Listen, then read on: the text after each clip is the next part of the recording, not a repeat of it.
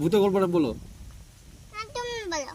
হ্যাঁ আগে তুমি বলো। আরে এখানে এখানে দু রাক্ষসালা ভূত আছে, এখানে দুটা মুখ। দুটা মুখ? হ্যাঁ ঘরটা মানুষ বানাইছে। ওখানে দুটো মুখ আছে। ভূত, তুমি ভূত দেখেছো? না। তুমি ভূত দেখোনি? না। তা তুমি আমাকে ভূতের গল্প শোনাতে চাইলা, শোনাও তো তুমি একটা ভূতের গল্প।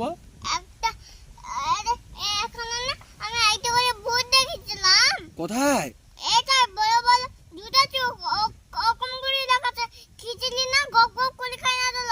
খিচুড়িগুলো তোমার খেয়ে নিচ্ছিল? না এটা আইসি গেল তনকা। আইটা করে খাই না সবাইকে।